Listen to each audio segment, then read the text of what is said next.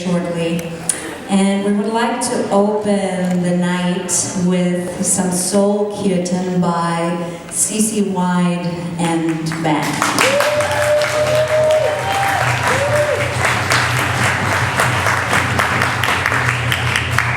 Thank you, beautiful Gayatri.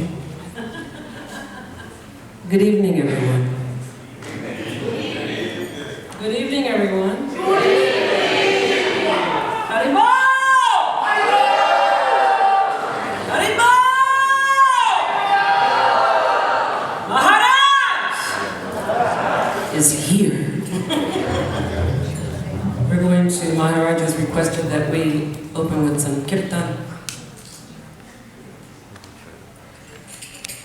And I'd just like to quickly introduce this beautiful, beautiful band. This is Kumari on Mridanga.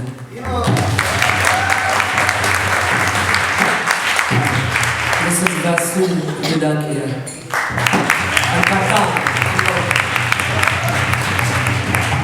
This is the fabulous, beautiful, inspiring Kumudini from Mr. This is King Shesha from Mridanga. This is my beloved little brother, Bali. Govinda Jaya Jaya, Gopala Jaya Jaya, Radha Ramana, Hari, Govinda Jaya Jaya. I ask you, I beg of you, chant loudly, chant joyously, chant with your hearts. If you want to dance with your feet and your toes, it's great. But Maharaj is here, so let's rejoice. Yes?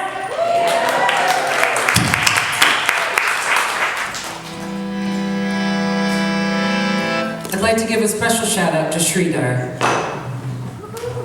He's here, the founder of Bhakti Fest. Does anyone know what Bhakti Fest is? Are you all going this September? Yes?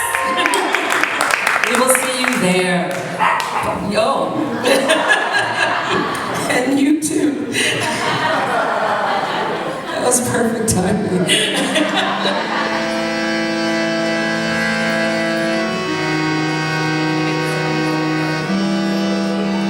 We'd like to also thank Gurdamuk, beautiful Gurdamuk, for making this evening possible.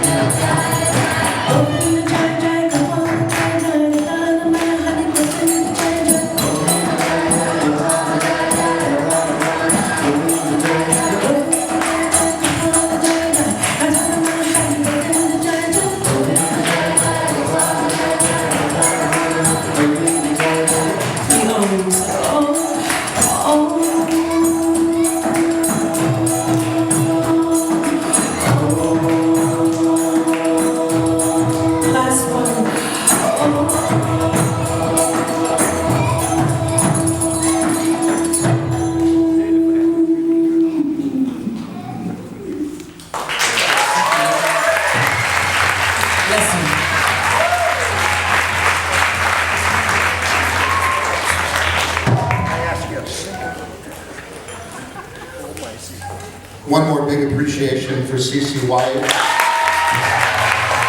the beautiful soul of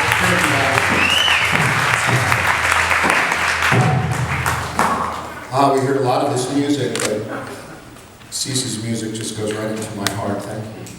Thank you. I'm Stuart Sender.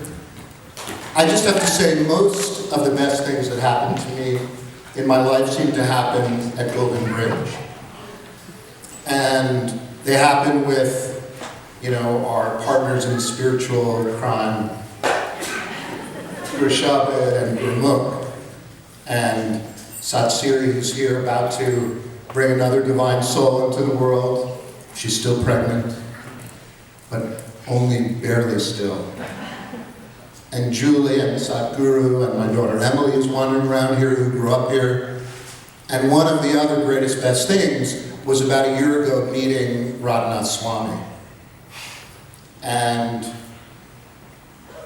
now he's back with Gary, who's a compadre of his, an old friend who I hope everyone has a chance to meet, and Shamsunder Das, who was one of the original Hare Krishna disciples, who's also here, who among other things kind of turned the Beatles on to the Hare Krishna movement and really was like a mover in kind of introducing people around the world to Eastern philosophy. And so, for me, all of, connection with all of this starts here at Golden Bridge. And I was also inspired by meeting Radhanath Swami and reading his extraordinary book, The Journey Home. And I think there's some copies here for people who want to read it. I just went on a journey home too, to follow somebody who at every point in his life chose to move closer toward his God. And it's a kind of a throwdown and a challenge, but you'll meet him in a minute, and I just felt like I knew him and he knew me. And the only thing that really upset me about his book was when it was over. And then I had a chance to go and visit and see the way he puts his spiritual practice into the world with such kind of divine and loving and open and joyous and really meaningful and serious service, feeding 260,000 underprivileged children every day through this amazing network of soup kitchens and hospitals and orphanages and an eco-village that's just got doing cutting-edge things around, both cutting-edge and ancient things around growing food and thinking about healing and natural healing, and it inspired me to want to make a film, and so we're starting that journey home. And so this is really like a kind of public premiere of our first taste of it. My collaborator, Rishabh Assad, is here. He edited this piece together, and we're really happy to kind of introduce Radhanath Swami and the journey home to you. Thank you.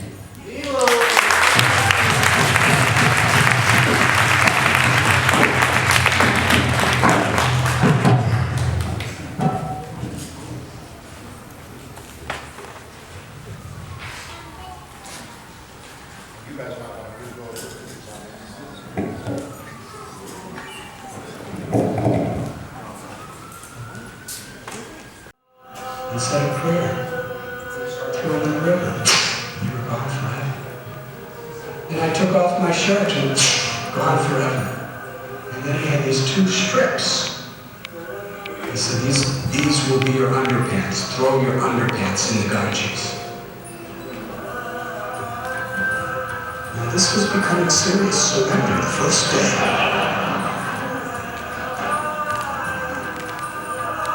I took off my underpants. I remember they were fearful blue. It was my only pair. They were gone. And then he said one more thing to me. The Ganges will become your mother. You will understand this because she will reveal it in time. And he turned around and walked away, and I never saw him again. Hare Krishna, Krishna Krishna Hare Hare, Hare Rama Hare Rama, Rama Rama Hare Hare. My old Guru Srila Prabhupada wrote a beautiful prayer, and in that prayer he's praying to God.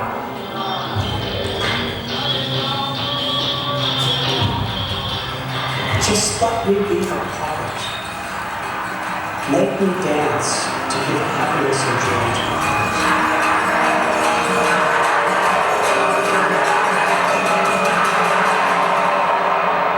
It is not by learning scriptures. It is not by making followers. It is not by doing whatever you're doing very expertly. It is not by your austerities. That is not a qualification to see God. It is only devotion.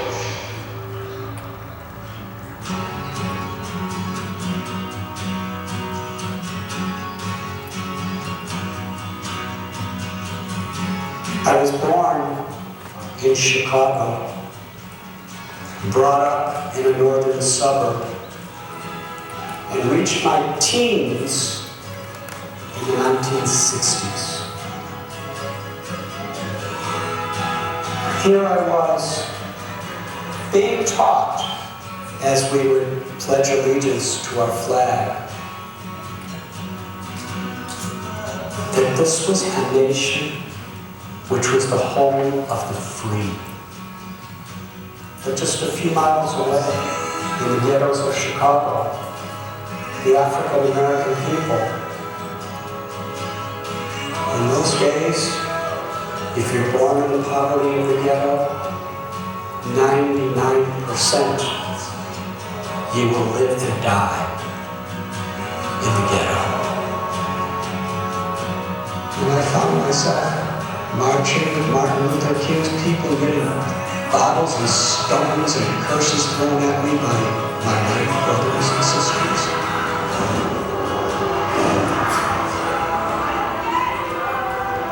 Meanwhile, the music of the 60s, they were like our prophets. They were singing about revolution, about peace and love. At the same time, there was a war raging in Vietnam, and when you turned 18, unless you had a deferment, you were drafted and forced to fight. I found myself in Grand Park in Chicago, Grand Park in Berkshire, in a peaceful demonstration to just question the validity of the Vietnam War, and I was tear-gassed and chased and clubbed down by the police, who I was taught were protecting my freedom.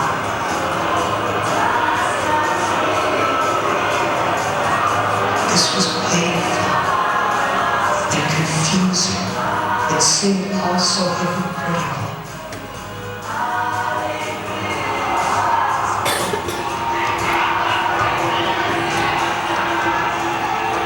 And I came to the conclusion, if I really want to make a difference in the world,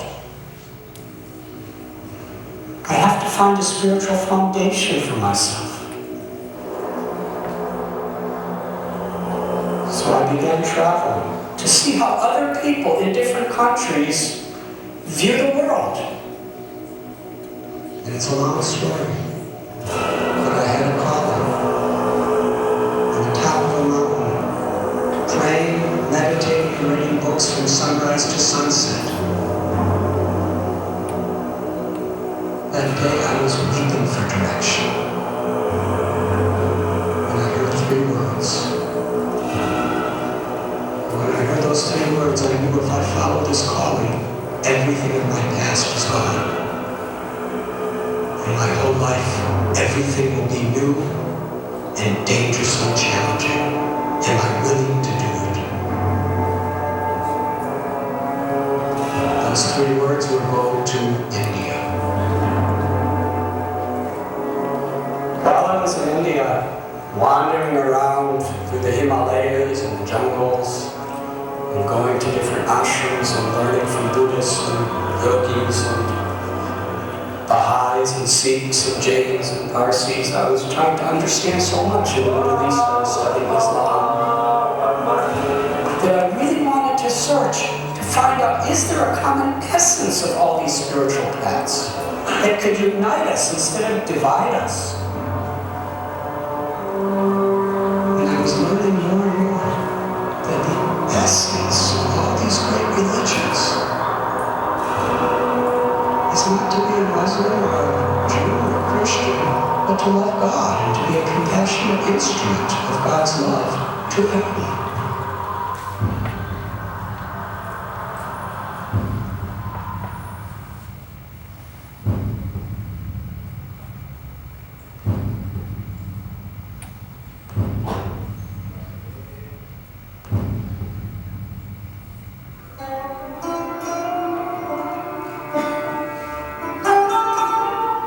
In 1970, I hitchhiked from London through Europe and through the Middle East, and finally, after 6 months, I reached India, which was my goal. You know, when I left America in 1970, on my way to India, I had never met an Indian in my life. I had never eaten Indian food in my life. And in my case, I didn't know what India was, and I didn't have a map, but I just had faith if I keep hitchhiking east, I'm going to get there.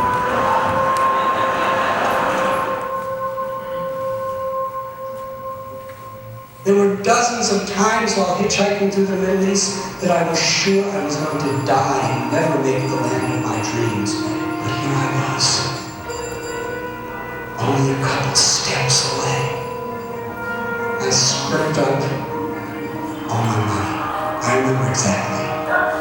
It was 26 cents in 4 different currencies. I was covered with dust. I was very, very sickly, but I felt such great anticipation. I finally arrived.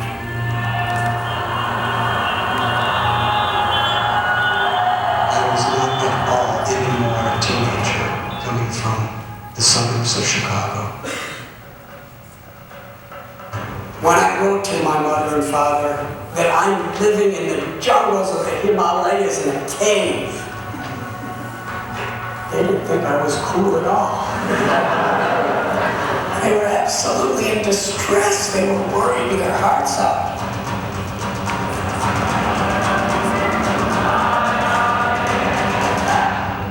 I lived for some time with Mother Teresa. I'll never forget something she told me. She said that the real problem in this world is hunger. Not hunger of the stomach, hunger of the heart.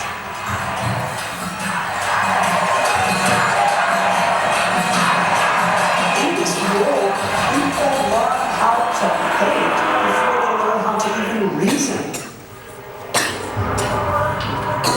People should learn to understand the universal values.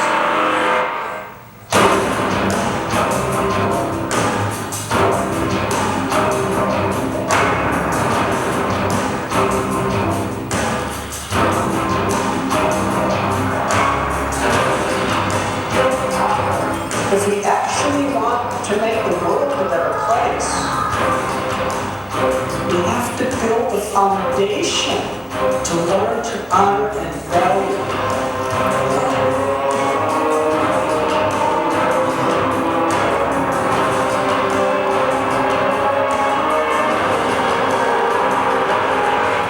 Real education is to have the wisdom to see every living being with equal vision.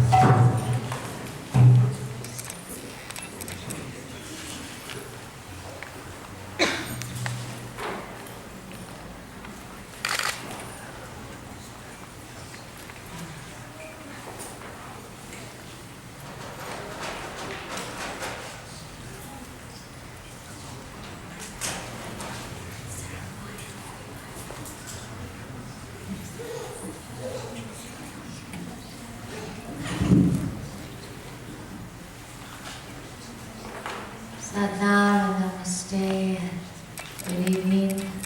I'd like to just speak a moment to introduce our very beloved Radhanath Swami. Again, he has blessed us with his presence at Golden Bridge. The last time we met was very brief. It was at the Mahakumbh Mela, and I called him on his cell phone because it's very big. There's 70 million people all over the place, and I thought, with good fortune, with all the gods on our side, I went to see him. And sure enough, we met for about 10 minutes on the side of the road as he was venturing out to drive up to Lucknow. And it was a brief moment, but it was those kind of moments in your life that you never forget. To have this incredible holy man make an effort to come and see me by the side of the road was quite a meeting, one you never forget. And now he's with us again. And we hope we have many, many more times shared, that you stay on this planet for a long time. Perhaps the greatest inspiration for me amongst many with Radhanath is his ability to serve without sincerely needing any credit for it. And that has been an inspiration from him since I've met him. To just serve and serve and serve until your whole life becomes that, with not needing anything in return. And to me, that's the ultimate of love. So we thank you so much. And we'll carry on from here. And all the beautiful kirtan players and all of our guests who have come from our beautiful Hare Krishna community. God bless you. Thank you so much.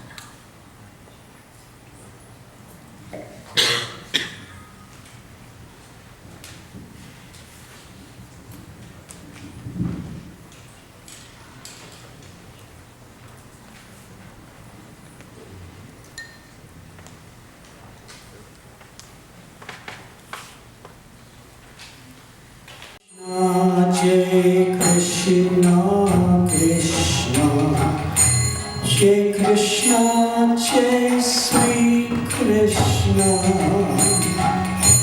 Jai Krishna, Jai Krishna, Krishna, Jai Krishna, Jai Sri Krishna.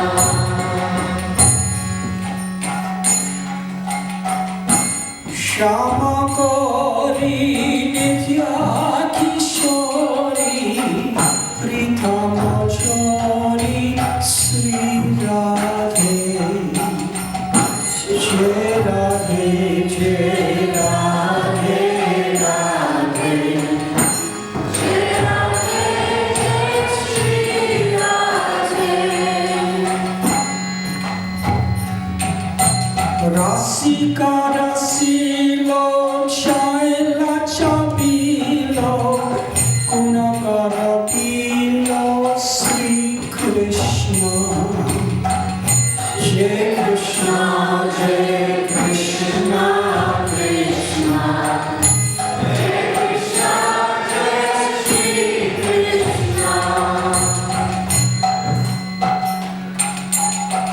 Prana Piyari Rupa Jari Ati Sukumari Sri Radhe.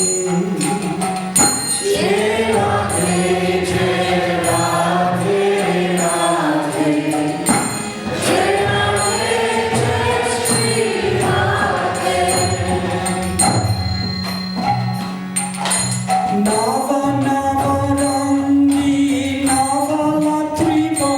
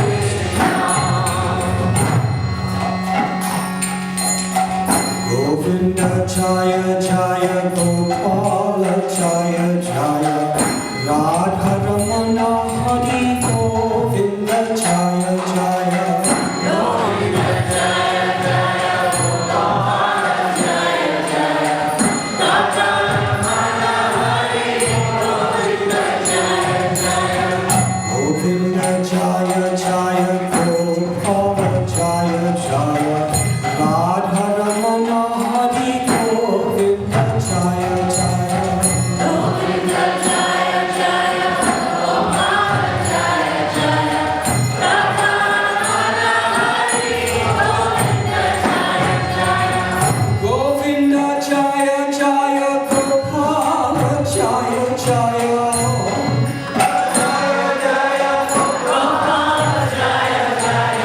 Govinda Jaya Jaya Gopala Jaya Jaya Govinda Jaya Jaya Gopala Jaya Jaya Govinda Jaya Jaya Gopala Jaya Jaya Govinda Jaya Jaya Gopala Jaya Jaya Govinda Jaya Jaya Gopala Jaya Jaya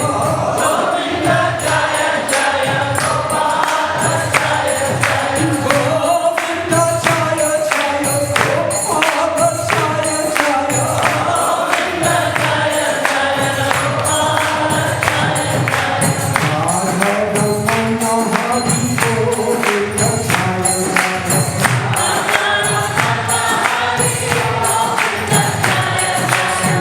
Radharamana Hari Govinda Jaya Jaya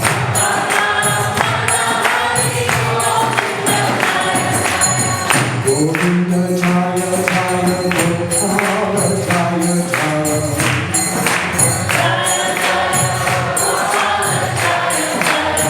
Govinda Jaya Jaya Gopala Jaya Jaya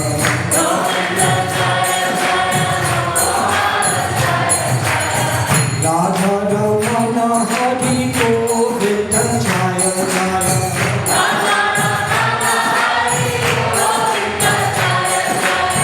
Radharamana Hari Govinda Jaya Jaya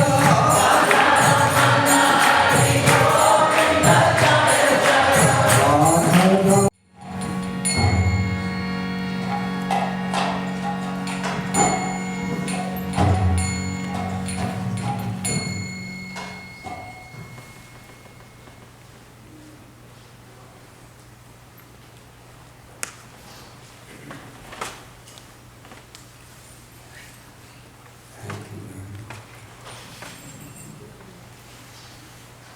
It's my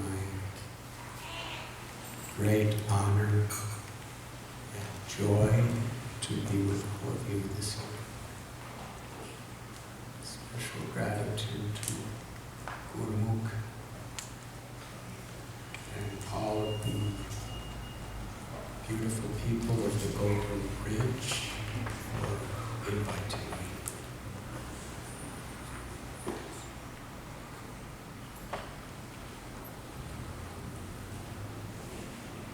I was at the Kumbh Mela this year.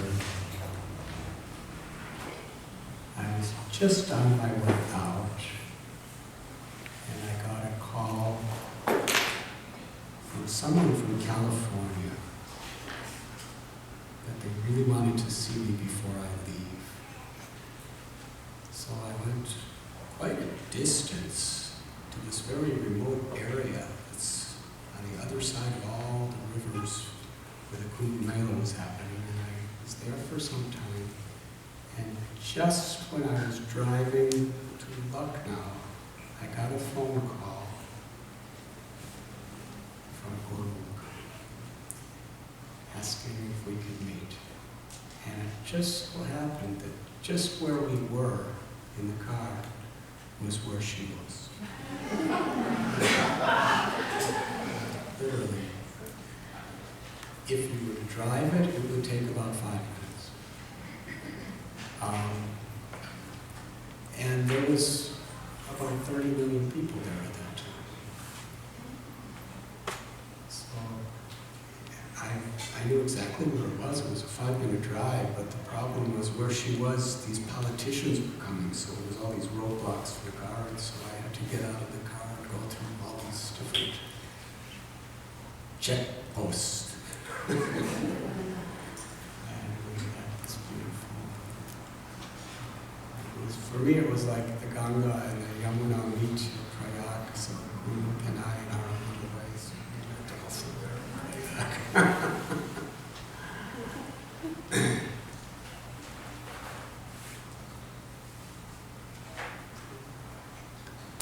Last time I was here, I spoke of remembrance of not long ago when I was at the Golden Temple in Amritsar. And throughout the day there's devotees performing kirtan with tablas and harmoniums and kartals. What really affected my heart was those people from all over the world. Some were from America, from Canada, because I was talking to people. Some were presidents of corporations. And they came to this place of pilgrimage to serve. And some of those people, they were taking your shoes before you come in. And you go into the temple, and when you come out, your shoes are completely shiny, inside and out. Of course, I just have little rubber sandals, so there's not much to shine. But they washed them thoroughly. They were shining. The cleanest my sandals have ever been. And there's hundreds and hundreds and hundreds of shoes. They're taking them, they're protecting them from people stealing your shoes, because that's a common thing. And they shine them, they wash them, and there's all these people with little brooms constantly sweeping and sweeping and sweeping. And this was the idea of their pilgrimage, to come to serve in such simple, meaningful ways. Anyone can shine a shoe, anyone can sweep the pathways. But the idea is that the greatest wealth we have is the opportunity to serve. In the Bhagavad Gita, Krishna tells, Patram pushpam phalam toyam yomi bhakta prayachati. And even if we offer a leaf, a flower, a little fruit or water to God, to Krishna, if it is offered with devotion, the Lord accepts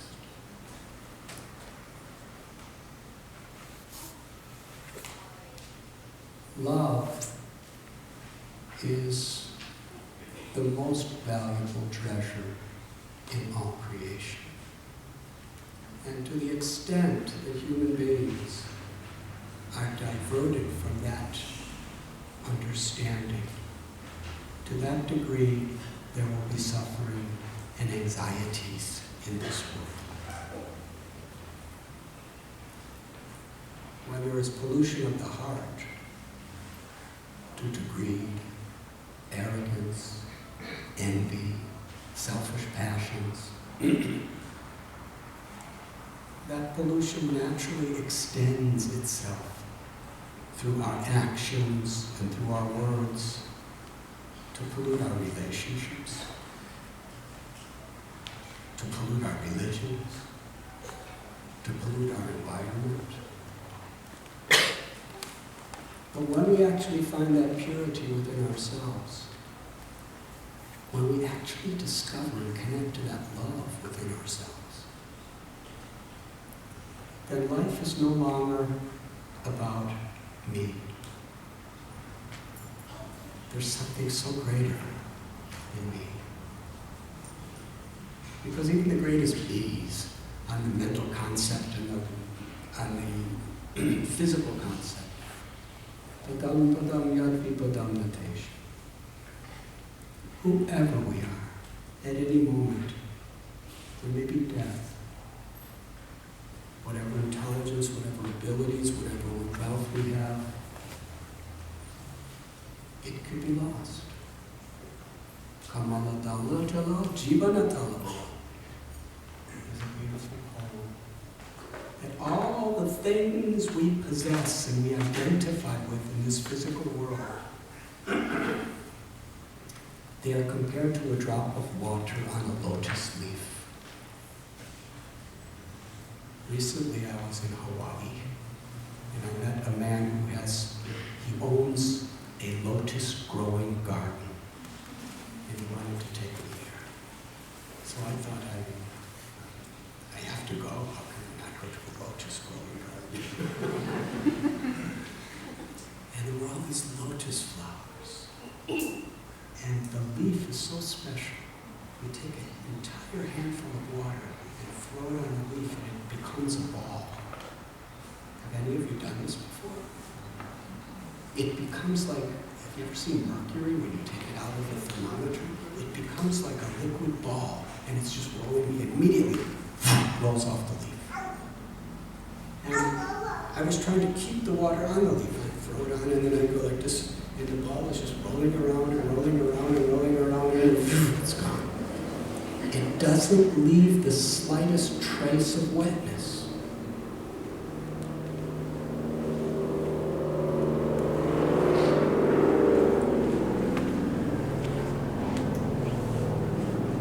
And to live in this world but not of this world is like being a lotus flower. Because a lotus flower can grow even in the muddiest places, but it's never affected. So when we actually have our roots in our spiritual essence, in our love for God, in God's love for us, then we're above and beyond all the things of this world. So what we were saying is there's a joy in life in accomplishing something. There is a joy in life in acquiring something. There's a joy in life in doing something that I can do for someone else. But there's an infinitely greater joy in life when we move our ego aside and we actually experience the higher power of divine grace, of God's grace, of Krishna's love manifesting through us to do something beautiful for others. There is no wealth, there is no joy that can compare to that. It is said that in a spiritually evolved society, we use things and love people. But unfortunately in the world today, so often we love things. You see, things cannot reciprocate with us. There's no fulfillment to the heart. Things can give some flickering satisfaction to the mind and to the senses. But actual happiness is an experience of the heart. If your heart is broken, good food is not going to make you happy, even if it's your favorite. If your heart is broken, $1 million or $1 billion is not going to make you happy. And if your heart is really feeling loved, and your heart is really feeling the expression of love, then you could be happy in any situation. Krishna tells in the Bhagavad Gita that real intelligence is to understand that real fulfillment, real happiness is something within ourselves. When we find that happiness within ourselves, then everything we do, whether we're doctors, business people, or farmers, or lawyers, or engineers, or teachers, or even singers or swamis, then whatever we could do, we are expressing that love from within our heart through our occupations, through our every word, through our every act. That is the greatest wealth. I was speaking the other night that I spoke in London at the House of Lords just about a month or so ago. And I spoke quite a few things. But one thing I said, everyone clapped. And afterward, they were all telling me, so many, that sentence changed my whole perspective of life. Now, I thought it was just a common thing that everybody knew, but it really affected them. Should I tell you what I said?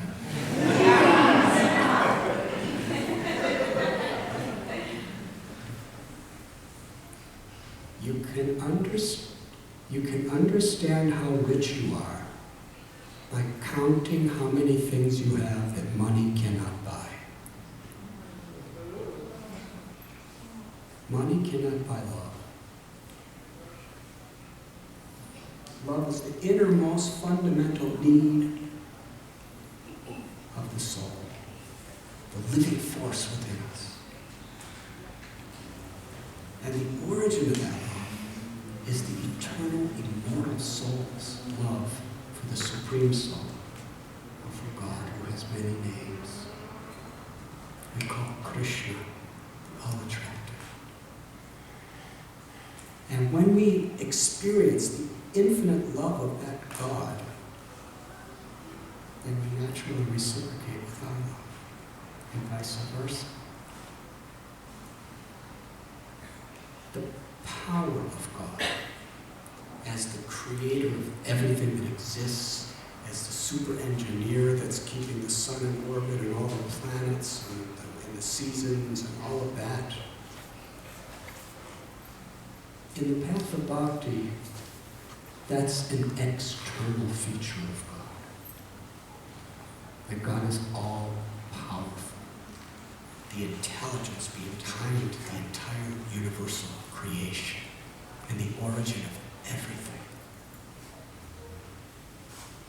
The deeper greatness of God is that although the supreme power behind everything, that Lord is within every living being's heart.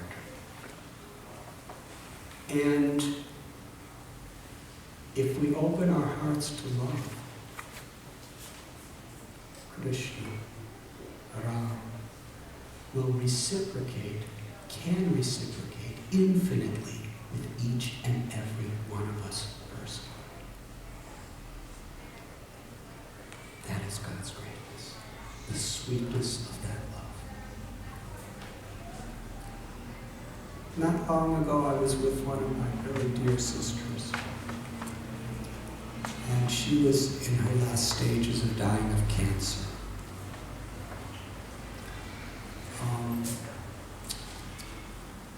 She was a very dynamic woman her whole life. She had 5 children, and she was always accomplishing things, and really in a spirit of always serving others, always concerned for others, always working for other people's cause, whether it's her children or other people. And here she was, completely paralyzed. She couldn't move. Her husband was cleaning after her excrement from her body because she couldn't get up. She had to be spoon-fed. Very difficult for an active person to be in that situation. But she said something I'll never forget. She said, I feel so insignificant on a material platform. She said, but deep inside, I feel infinitely relevant and infinitely significant because God loves me. She said, because Krishna loves me, I feel infinitely important. And nothing, not even death, can take that away from me.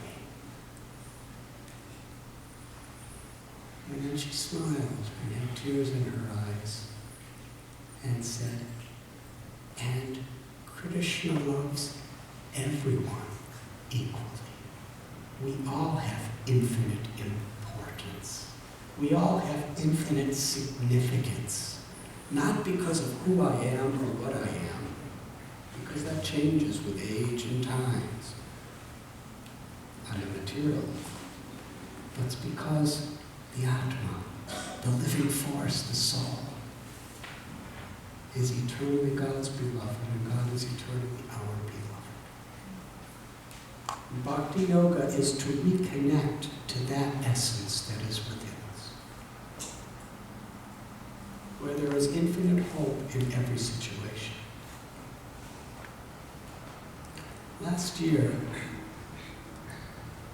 I was invited I live in Mumbai, I was invited to a Middle East country, Bahrain, by the Young President's Organization. And they actually sent me an airline ticket. I was on my way to London, so I stopped in Bahrain. It's a desert country, the Arabian Desert. It was quite interesting because this Young President's Organization are very wealthy business people. It's an international group.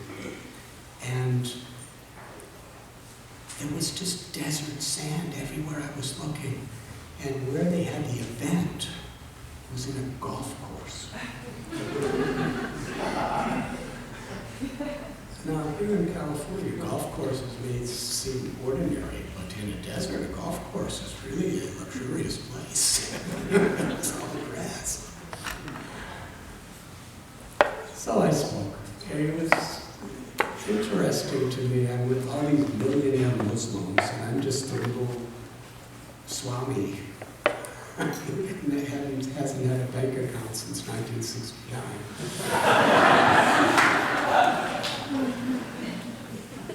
But they must have liked it to some extent, because afterward they were all meeting me and they wanted to give me a tour of Bahrain.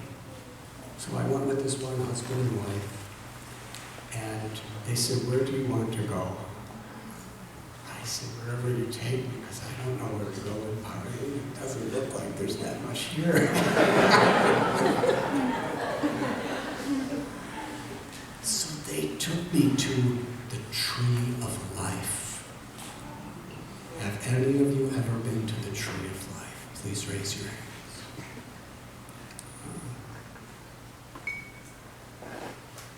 We're driving through this desert. There's no trees anywhere. It's just sand and some oil drills, those things that go up and down. And there's some houses, buildings. We're driving and driving. And both of these people, I'm not going to say their names because they may listen to this tape, but they were born and raised in Bahrain. And it's a tiny little desert country. And we were driving and driving, and we couldn't find the Tree of Life. And it's a husband and wife, and I'm sitting, next to them, and they're having all these arguments about where the Tree of Life is. I said, "Where the Tree of Life?" And I didn't want to take sides because I didn't know. I was thinking, they see the oneness of humanity. It doesn't matter what religion you follow. You're going to fight with your husband and wife. It's a universal principle. We have to find a higher ground where we can agree on. And they're looking, they have their cellular phones, and they're getting all these maps to get to the Tree of Life, and they're going around in circles and taking U-turns and arguing and looking at more maps. And then I said, "There it is." And they looked at me like, "You've never been here. We've been here all my life." I said, "There it is." And they looked at it. There it was. He said, "How did you find it? We couldn't find it. They were driving around for over an hour in the same area." I said, "Because it's the only tree."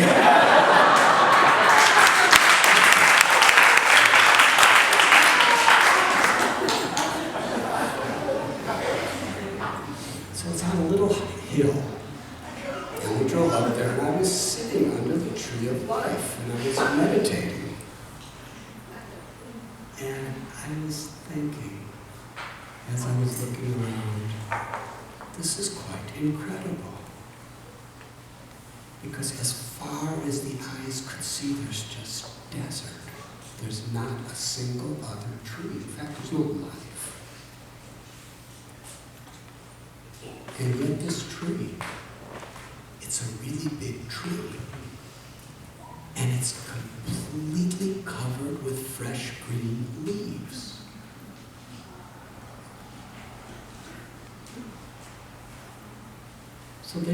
So as I'm sitting there, in the middle of this Arabian desert, I'm meditating, and they're on their cell phones looking it up on the internet. It's the way the world is today. And they told me about the Tree of Life. It's 400 years old. It's 32 feet high. And according to scientists, they don't know how it gets water. But there's different theories. One theory of scientists, this is not Swami theories, these are scientific theories. We have our own theories. That the closest stream is underwater 3 kilometers away. That means that this tree would have to have roots that grow 3 kilometers. And then somehow or other, suck that water 3 kilometers through the roots to all these leaves with thousands and thousands and thousands of fresh green leaves throughout the year. The average temperature is 105. In the summer, it gets over 120 degrees Fahrenheit. There's massive sandstorms.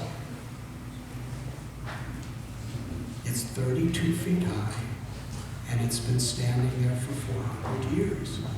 Another theory is, scientists say, that the tree has learned the mystical art of getting moisture from the breezes coming from the Persian Gulf and nourishing itself with that. Another theory that the scientists give is the tree has learned the art of extracting moisture from the grains of sand, dry desert sand. When you can't understand something, you can really expand your imagination. There's not enough science to that. Another theory, this is not the scientist's theory, is according to some, where that tree is standing is the original Garden of Eden, written about in the Genesis of the Bible, and that tree is especially blessed being in the Garden of Eden. Whatever theory you may agree on, the incredible lesson is hope against all odds. When we have a will, when we have a will to become pure, when we have a will to do good, even despite so many obstacles and so many difficulties, through that will, through that humility, we can connect to a higher power beyond ourselves. And that higher power can nourish us, protect us, and empower us to flourish and grow in every aspect of our life. Rather than just depending on me and mine, to actually depend on grace and connect to grace. And bhakti is that science, that art, that yoga that is meant to connect us to the flow of grace that is within our hearts and within everyone's hearts and ultimately within everything. If we can connect to it within ourselves, we can actually experience it everywhere and in everything. We really see the earth as our mother, and we reciprocate with that love. And we see every living being as our brothers and sisters. And we become an instrument of compassion. This is the great need in the society of the world. To transcend the ego of the need for I and mine and actually experience the joy. It is said that to make a living, you have to get things. But to make a life, you give.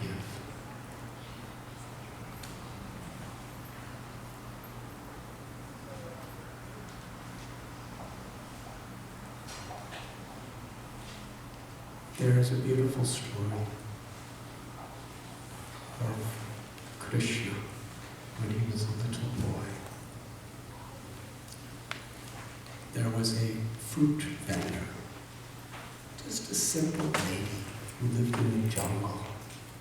She would just gather fruits and bring them to villages to sell. So she called out, "Does anyone want to buy my fruits?" And that's fine to her heart. She just wanted to make this little boy happy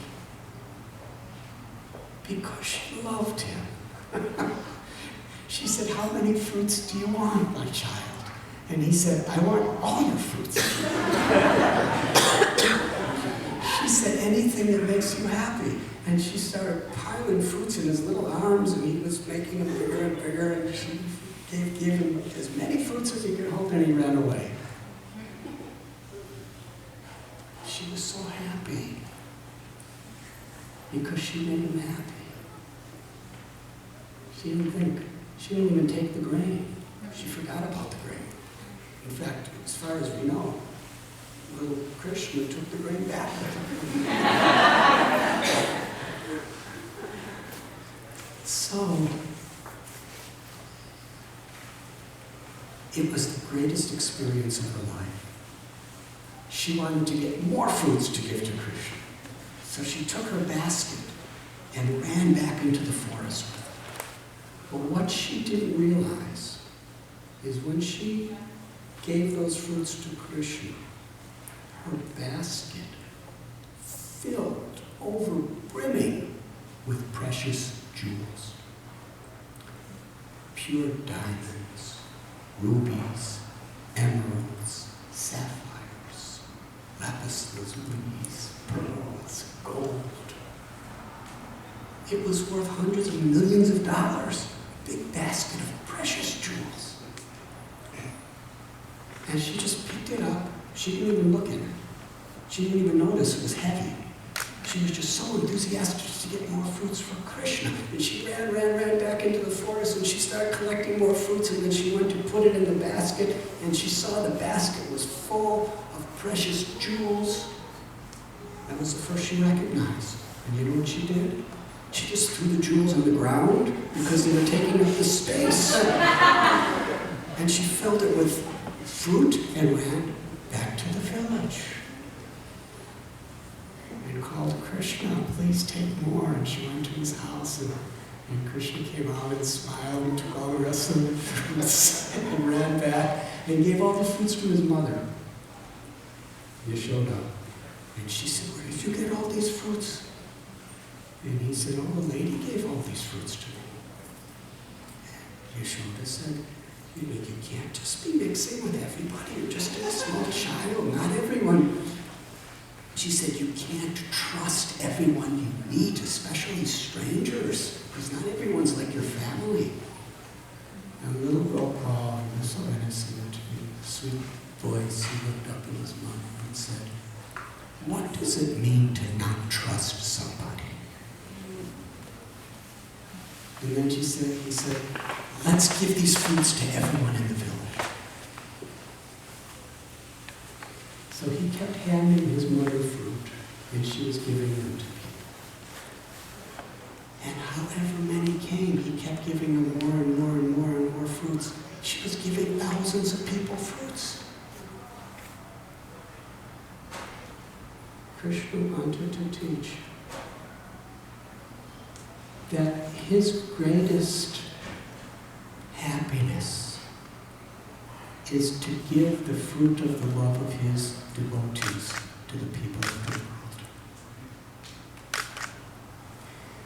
In other words, when we connect to that love of God within our hearts, our greatest joy is to share it with everyone and anyone. Not in a sectarian way of defeating people, but sharing God's compassion that can flow through us. And reciprocally, God, his greatest pleasure, we're sharing God's love for us with the world. Krishna wanted to share the fruit of the love of his devotee with the world. The greatest treasure. This chanting or kirtan is especially for that purpose.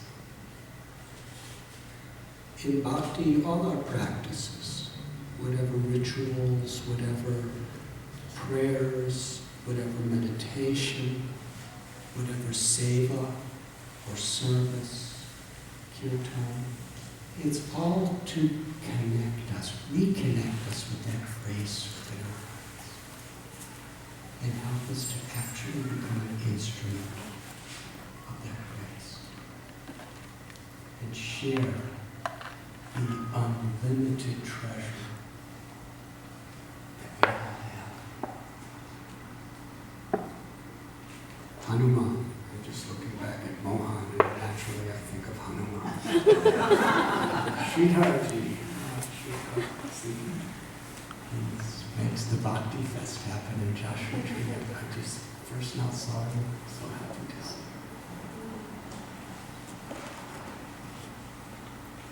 Hanuman, you all know the story. It's an incredible story. He was willing to jump over oceans. He was willing to pass through the obstacles of massive armies. And ultimately, when Ram, his beloved Lord, was pleased with him and embraced him, Hanuman, he said, that's all I want. I've pleased you, my Lord. That is the only treasure that I aspire for. Samsidhya Haritosha. Selfishness is a symptom of the disease of a very, very empty heart. Unselfish service to God and to others in this world is the symptom of a healthy, full heart. That is seva. This beautiful yoga studio, the Golden Bridge. When I come here, I feel such incredible affection, such incredible love, such a beautiful energy of devotion. And I really feel home with all of you. And Guru, thank you for being a beautiful mother of our hearts. And I thank all of you very, very much.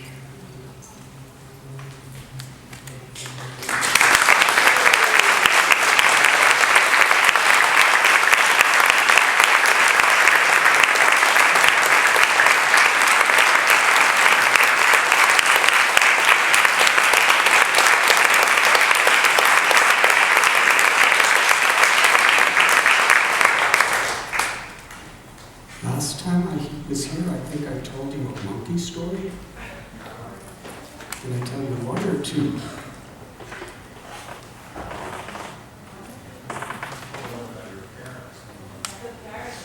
Parents' monkey story. Can I tell you one more monkey story? Because I'm kind of like a monkey. So.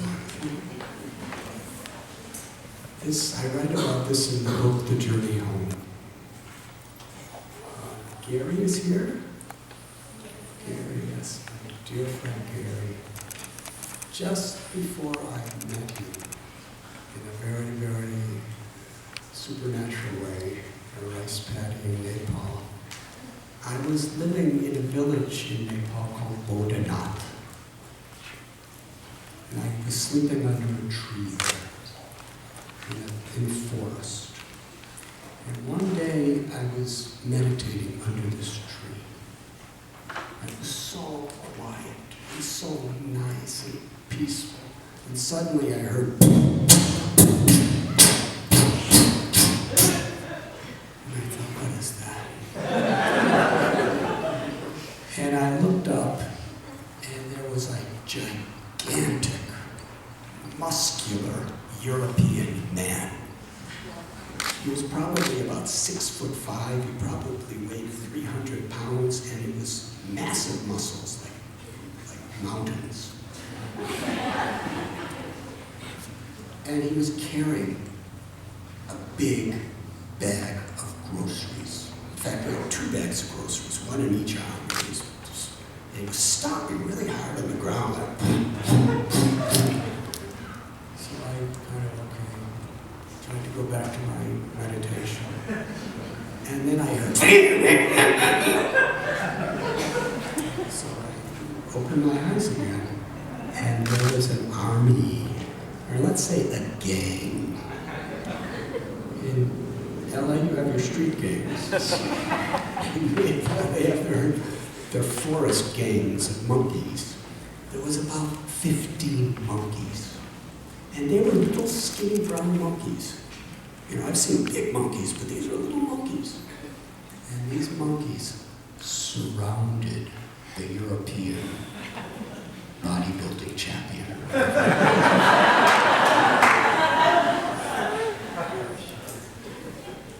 they wanted those groceries. They looked at him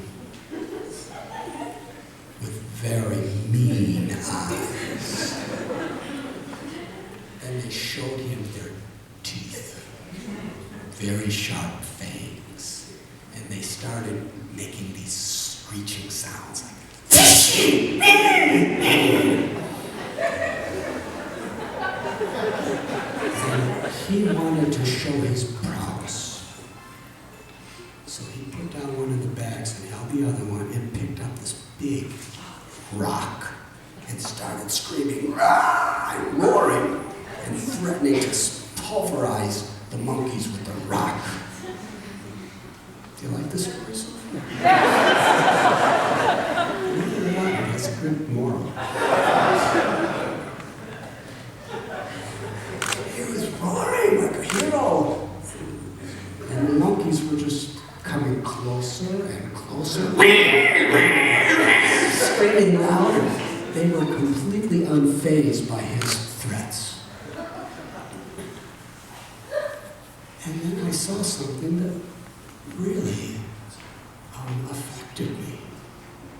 This man dropped the rock, and as the monkeys were screeching louder and coming closer and showing their teeth and giving him these really, really violent stares, he was trembling with fear.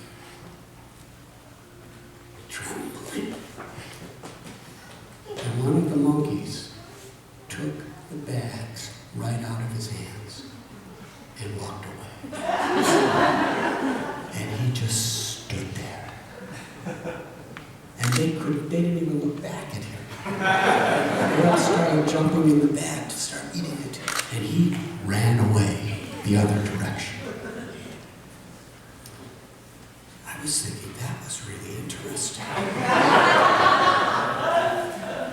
You know, those monkeys, all of them together were hardly the size of his one bicep. But he was scared of them. So he was gone. He ran. Really. This became my meditation. And then I saw a little boy. He was about 5 years old. A little Nepalese boy. He was really a skinny little boy. He didn't have any muscles or anything. He was just running and running and running. And he came, and as soon as he came near the monkeys, this little boy, he picked up a tiny little stone. And all the monkeys were just about to eat what was in the bag. They started screeching and ran away and started climbing up trees. And this little tiny 5-year-old boy, he sat down, had this big 2 bags of groceries, and started eating. And all the monkeys were like hiding from him in trees. And none of them would come near him. So I was trying to philosophically analyze. What is this? You know, this little boy was not even the size of the weight of his arm. Why are they afraid of this little child and they weren't afraid of that Hercules person? And then I understood.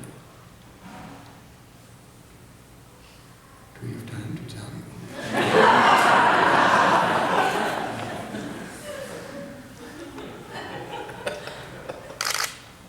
That European didn't know much about monkeys. We are afraid of what we don't know and understand. Because there was something very foreign to him. They could sense in him his fear. They did not defeat him because of his strength. They sensed that he feared them. And therefore they knew that they could control him and they could conquer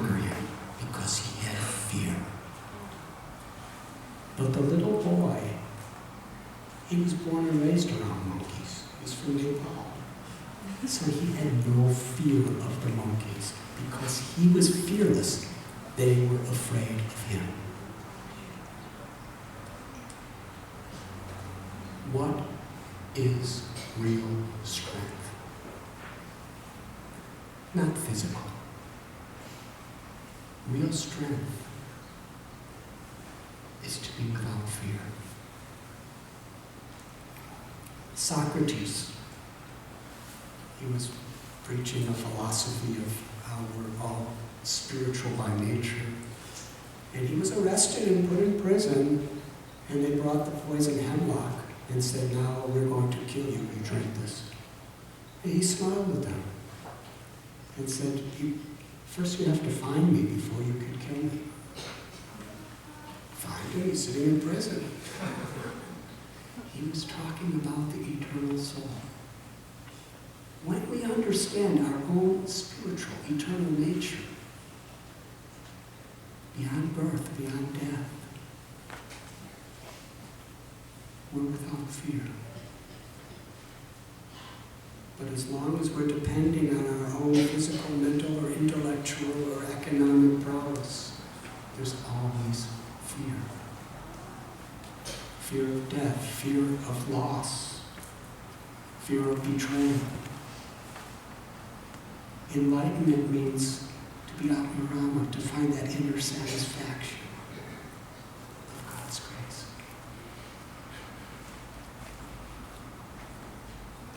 Ignorance is the cause of fear and suffering. That little boy saw me sitting there watching, and he came up to me with the whole grocery bag, and he gave me a banana.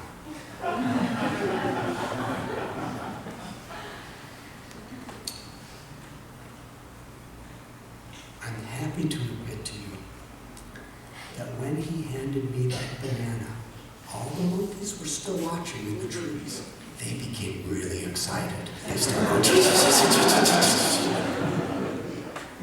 and I realized that I wasn't fearless. Because he didn't just give me one banana, he gave me a whole bunch of bananas, and they knew that they could get them from me. Couldn't get them from the little boy. So you know what I did? I didn't speak his language, but I told him I wasn't hungry.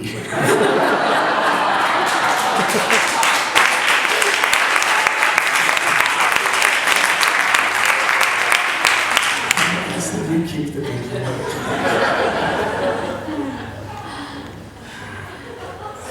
And something I didn't write about in the book, but he gave me a bunch of bananas, and I just threw them to the monkeys.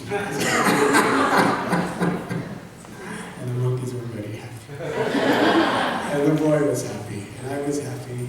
And that little boy is one of my gurus.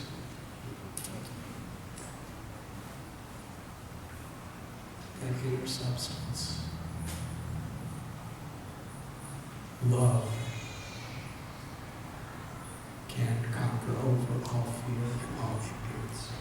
Because the highest inherent knowledge that is within us is the potential and the capacity to be an instrument of God's love. And yoga is that golden bridge that takes us from where we are now to that most glorious destination within ourselves. And for us, we chant the holy names to find that space within our hearts. Again, thank you very much.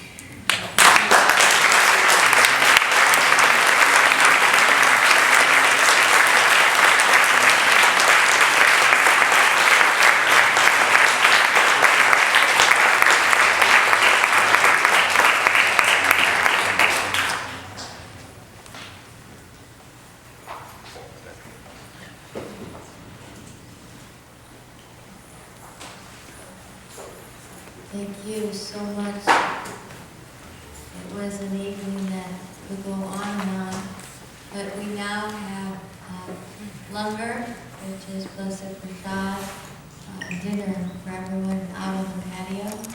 So you can make your way out and share a meal together. And there's no monkeys in the trees. I don't think. Thank you. Thank you. She's like the mother of the universe, isn't she?